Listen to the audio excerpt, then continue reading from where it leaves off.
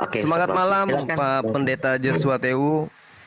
Selamat malam, Pak Zuma. Akhirnya kita jumpa di sini, Pak.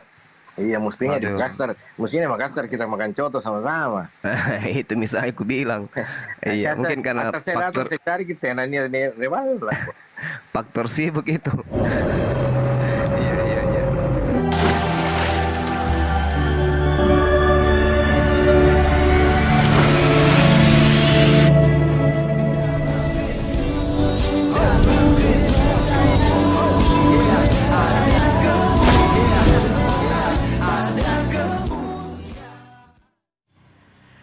Bismil abi wa ibni wal ruhil kudus ilahu wahid. Demi nama Bapa, Putra dan Roh Kudus, Allah yang Esa.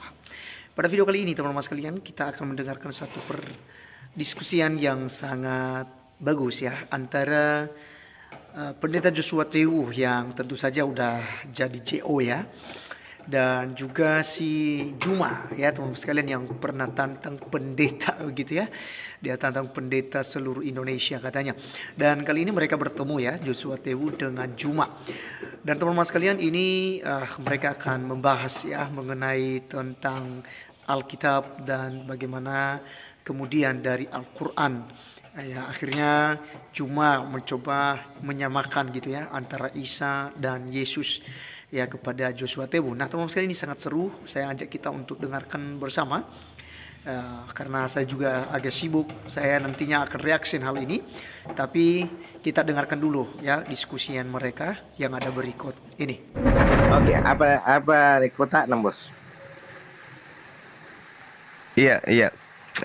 Tambah ini Pak Pendeta ya, inilah bagusnya kalau orang yang berilmu yang kemudian tampil di permukaan memberikan pencerahan kepada anak bangsa gitu ya, supaya kita semua itu bisa berdialog dengan baik, mendudukkan perkara kebenaran dua agama ini.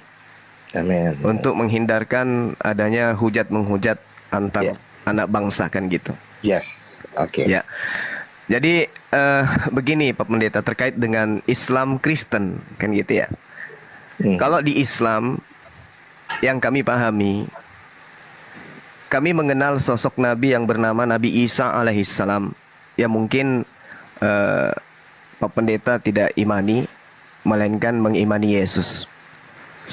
Di dalam Al-Quran gini Pak Pendeta diterangkan bahwasanya wa inna la ilmu lis-sa'ah wala tamtarunna biha wattabi'un hada siratul mustaqim.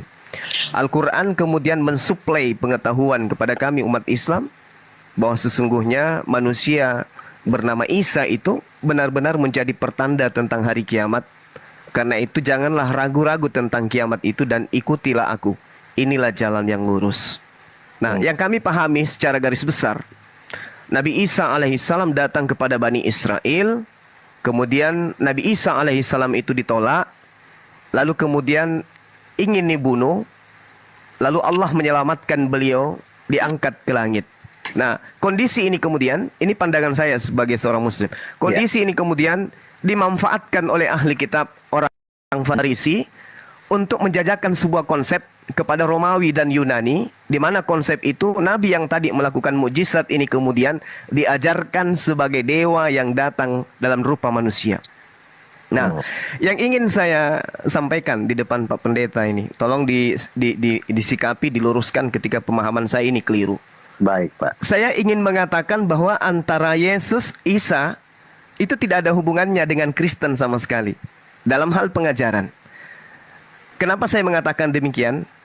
Sebab di dalam kitab yang Pak Pendeta pegang, Matius 24 nomor 27 misalnya, sebab sama seperti kilat memancar dari sebelah timur dan melontarkan cahayanya sampai ke barat, demikian pula kelak kedatangan anak manusia. Yang saya pahami, anak manusia di sini adalah Yesus yang datang untuk yang kedua kalinya. Artinya bahwa ketika matahari itu terbit, cahaya itu bersinar atau kilat itu kemudian memancarkan cahaya dari timur ke barat, maka seluruh makhluk yang hidup, dalam hal ini manusia, akan melihat dan mengetahui dan tersadarkan itu bahwa oh, utusan Tuhan Sang Mesias Yesus yang kami sebut Isa alaihissalam sudah datang untuk yang kedua kalinya, sehingga dunia ini kemudian menjadi terkesima dengan kejadian itu. Karena ini adalah pertanda sesuai dengan Al-Quran, pertanda akan datangnya hari kiamat, maka manusia seluruhnya akan tersadarkan dengan adanya cahaya yang terlihat dari timur sampai barat ini. Tapi yang terjadi kemudian adalah yang disampaikan kepada kita dari teman-teman Kristen, tapi kami hargai itu adalah iman. Datangnya Yesus ke padang pasir pada saat ada ahli kitab bernama Paulus, orang Farisi, yang dia sendiri dengan orang-orang yang ada sekelilingnya yang melihat Yesus datang. Padahal kedatangan yang kedua itu belum. Nanti setelah cahaya itu bersinar dari timur ke barat. Yang kedua kali menurut Al-Quranul Karim. Tapi ternyata ketika Yesus mengatakan, berpesan, jangan kau mendengarkan, jangan kau mendekati, jangan kau percaya ketika ada orang yang berkata ada Mesias di sini, ada Mesias di sana. Jangan kau percaya, kata Yesus. Tapi ternyata penilaian saya, pengakuan Paulus mengaku bertemu Yesus, siapakah engkau? Siapakah engkau Tuhan? Akulah Yesus yang kau aniaya. Itu di luar konsep yang diajarkan oleh sosok Nabi yang datang kepada Bani Israel. Ajaran yang ditambah-tambahkan menurut saya sehingga melahirkan konsep Kristen. Ini pandangan saya, Pak Pendeta. Karena Anda orang berilmu, tentu memahami hal yang saya sampaikan. Saya mohon untuk dicerahkan, khususnya kepada saya yang mungkin salah dalam menilai itu. Silakan. Baik, saudaraku Pak Suma, saya sangat menghargai, sangat menghormati pemahaman akidah Islam yang Anda sebutkan tentang Isa Al-Masih yang berlandaskan Al-Quranul Karim. Saya tidak membantahnya. Artinya itulah kepercayaan Islam berdasarkan kitab suci Al-Quran.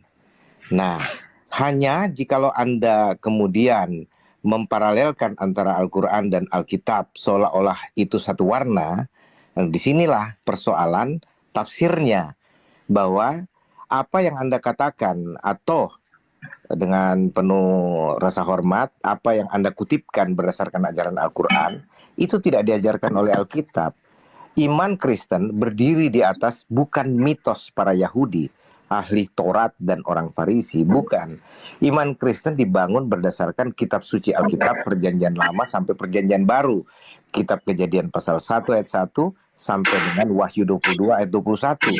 Nah, tidak ada kita mendirikan iman kami di atas story atau hikayat atau mitos yang ada di sekitar para Yahudi, orang-orang Farisi, ahli Taurat, termasuk seperti yang Anda bilang tadi, Pak Suma, soal konsep tentang Yesus itu dijajakan, ditawarkan kepada bangsa Romawi, ya, dan itu mitos yang berkembang pada saat itu, dan kemudian diparalelkan dengan Paulus adalah orang yang kemudian mengajarkan konsep yang salah yang tidak diajarkan oleh Kristus sendiri. Nah, itu sebabnya saya katakan bahwa kalau kita berbicara mengkombinasi atau memixkan, mencampur adukkan antara pemahaman Al-Quran dan Alkitab, kita akan dikaburkan dengan hal itu. Dominasi Islam dalam soal pemahaman Isa Al-Masih yang menganggap bahwa Isa Al-Masih itu adalah Yesus dan memaksa Alkitab atau orang Kristen harus mengaminkan apa yang diajarkan Al-Quran, disinilah letaknya kekeliruan itu, saudaraku.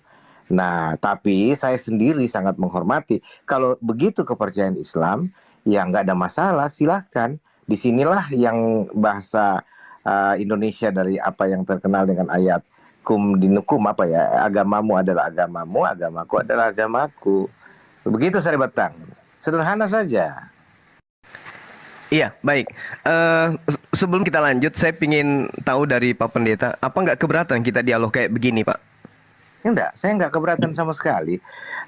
Artinya, asal dialog itu dengan motif untuk mencari pengetahuan yang benar atau untuk mengkonfirmasi, kayak Bapak bilang, itu kan saya sangat hormati, sangat hargai Pak Suma. Ketika Anda bilang, kalau pemahaman saya salah, tolong diluruskan.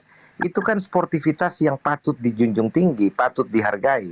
Makanya ketika Anda berbicara seperti ini, saya sangat menghormati, saya sangat memberikan apresiasi dan semua teman-teman yang lain.